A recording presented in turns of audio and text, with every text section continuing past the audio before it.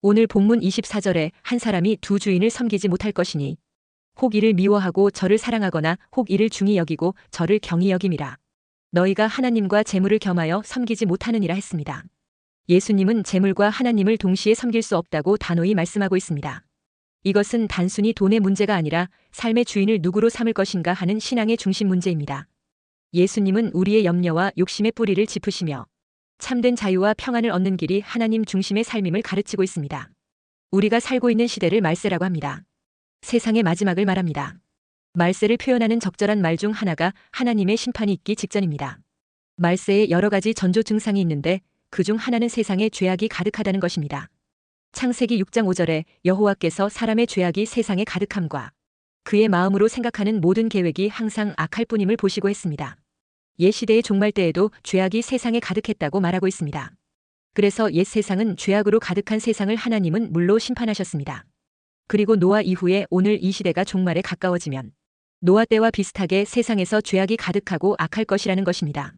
그러면 주님께서 오셔서 세상을 불로 심판하실 것이라고 했습니다. 마태복음 24장 37절에서 39절에 노아의 때와 같이 인자의 임함도 그러하리라.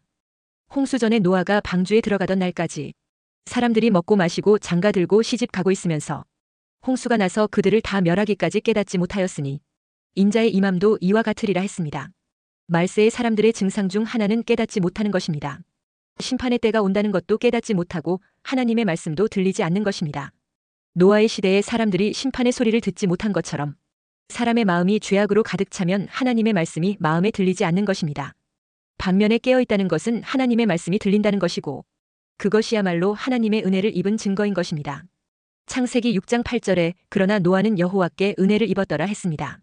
반대로 사람이 먹고 마시며 시집가고 장가가고 그 인생이 잘 나간다고 할지라도 하나님의 말씀이 들리지 않는다면 그것은 이미 심판 아래 있다는 것입니다.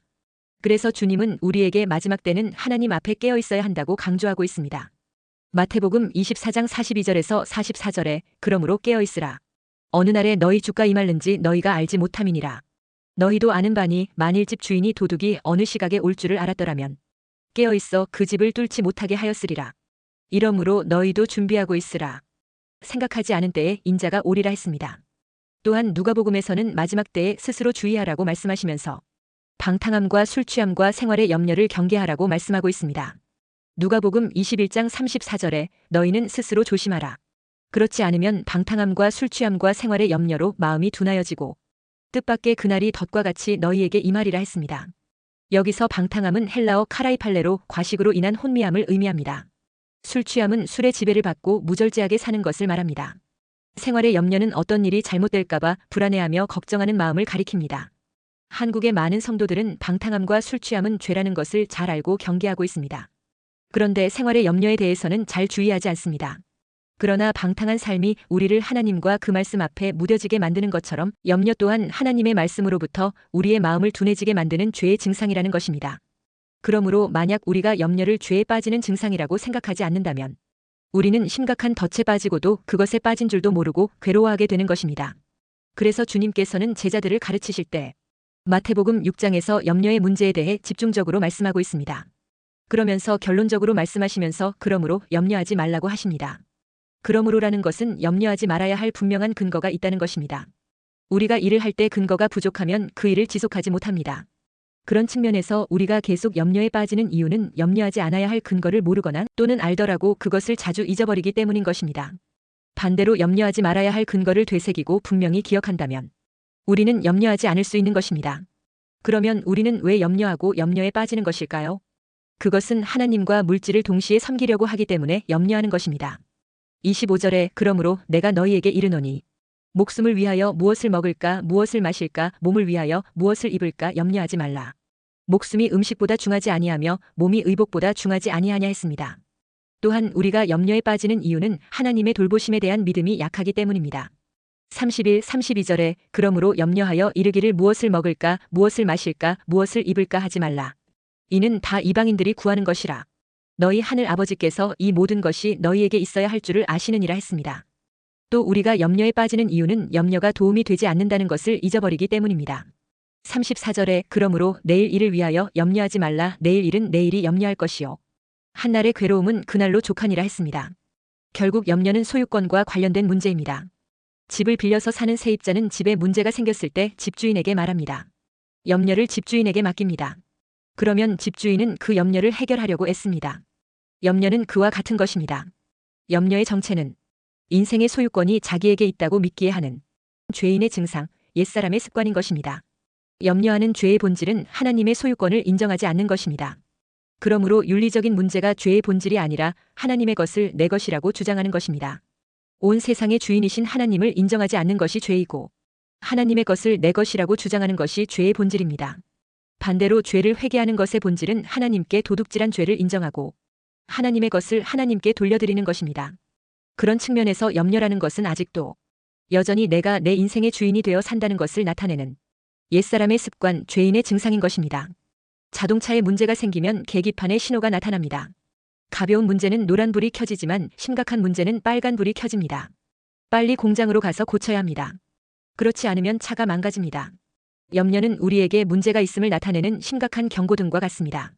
하나님과의 관계에 문제가 있다는 증상입니다.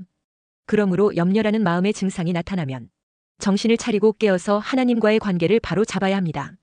그렇다면 염려라는 죄의 증상에 대한 하나님의 해결책은 무엇입니까?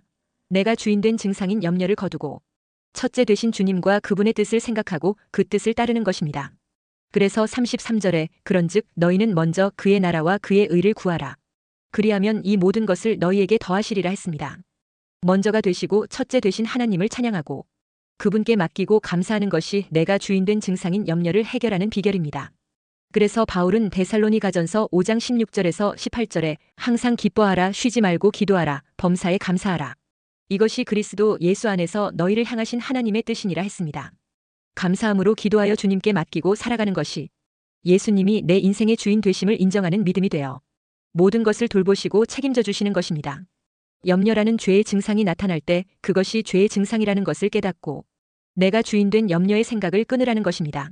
그리고 나의 주인 되신 하나님을 먼저 생각하라는 것입니다. 하나님께서 나의 주인이라는 생각으로 깨어있으라는 것입니다. 그래서 그분을 의지하고 그분의 뜻을 찾고 따르라고 하나님께서 명령하시는 것입니다. 첫째, 나의 마음의 진정한 주인은 누구인지 점검해 보아야 합니다.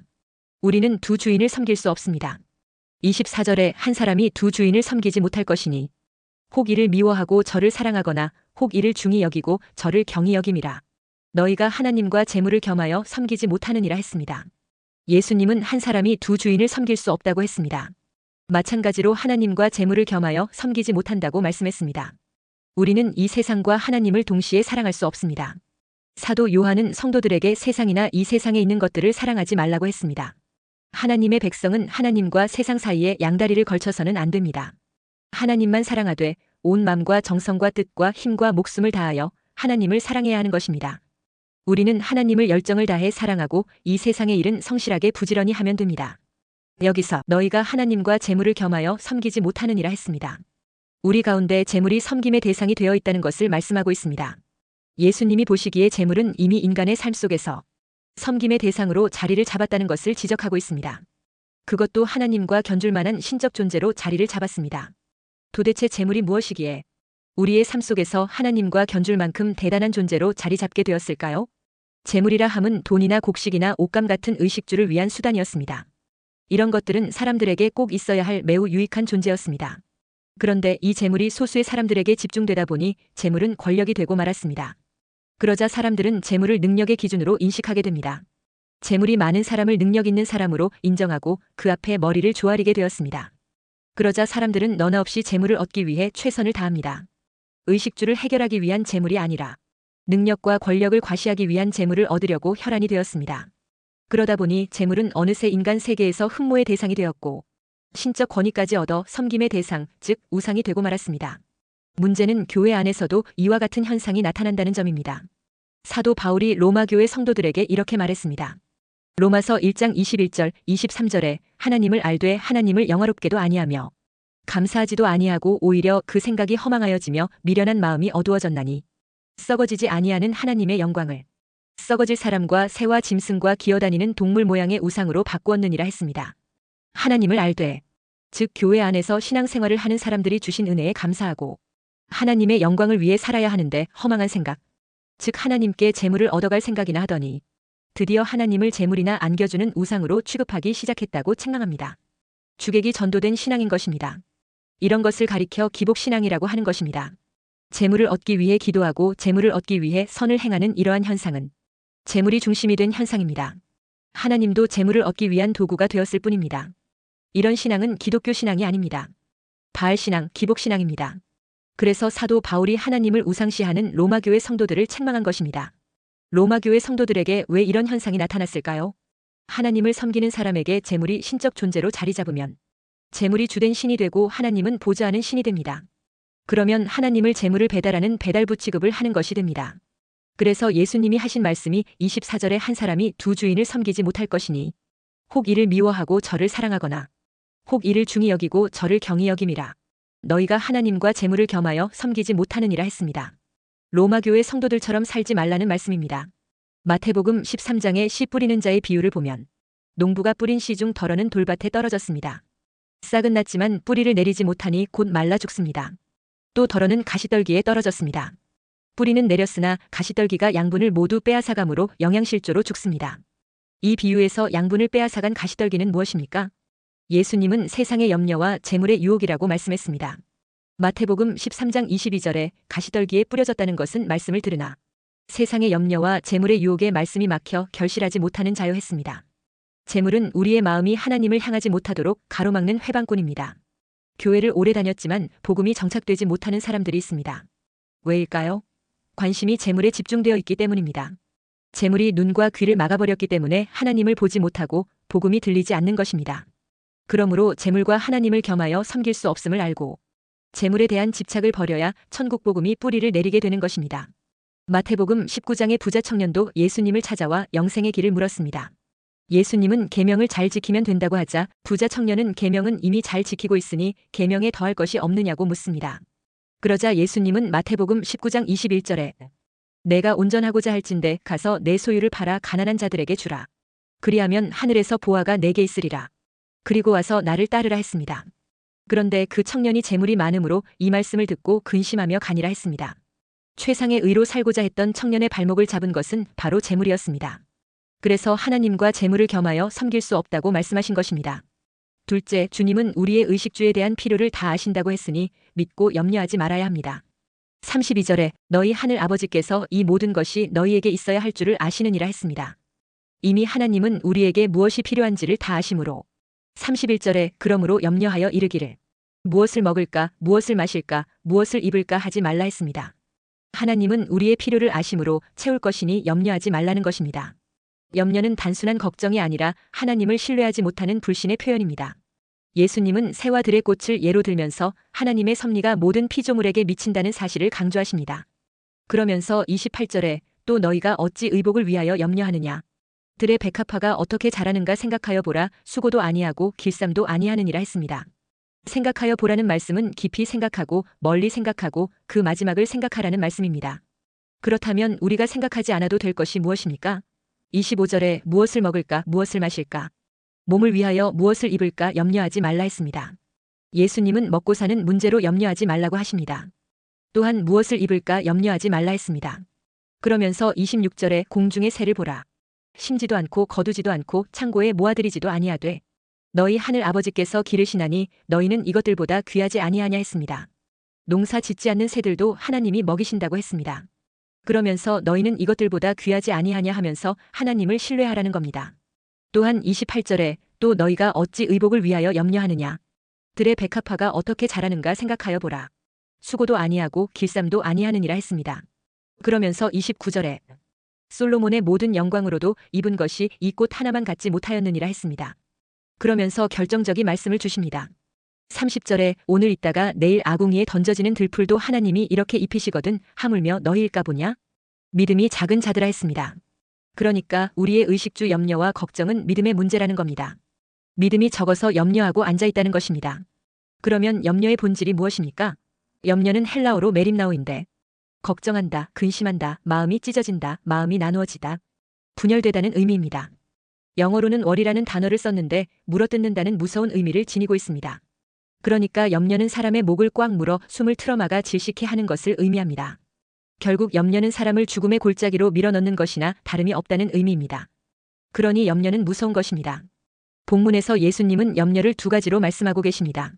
하나는 염려는 비생산적인 것이라고 말하고 있습니다. 27절에 너희 중에 누가 염려함으로 그 키를 한 자라도 더할 수 있겠느냐 했습니다. 그리고 또 하나는 염려는 비신앙적인 것입니다. 너희가 염려한다고 임의로 키를 키울 수가 없고 염려한다고 임의로 목숨을 연장시킬 수가 없다는 것입니다. 키가 작은 사람이 염려한다고 키가 자라는 것이 아닌데 괜히 전혀 생산성이 없는 염려 속에 빠져 있는 것과 같다는 것입니다. 특별히 당시 유대인들에게는 커다란 열등감 하나가 있었습니다. 그것은 그때 그들의 나라의 생존을 위협하고 있는 로마인들을 생각할 때마다 그들이 로마 사람들보다 키가 더 작다는 열등감이 유대인들에게 있었습니다. 그러니까 예수님 당시 유대인들은 로마인들보다 키가 작은 열등감을 가지고 어떻게 하면 키가 클까 하고 염려했지만 아무리 염려해도 키는 더 자라지 않습니다. 그처럼 염려는 소용도 없고 어리석은 일입니다. 중요한 것은 다른 좋은 길과 의미 있는 일을 찾아 행동에 나서는 것입니다.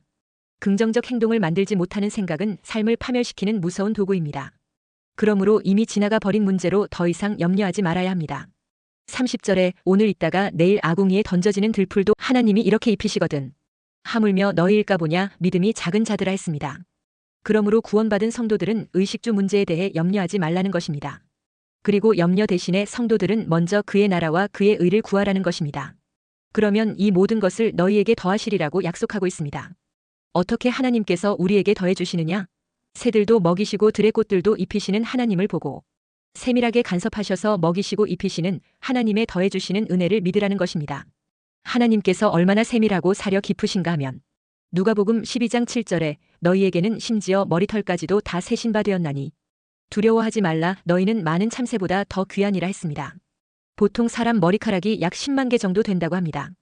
그리고 그 수명도 있습니다. 남자 머리카락은 4, 5년, 여자는 6, 7년 정도라고 합니다.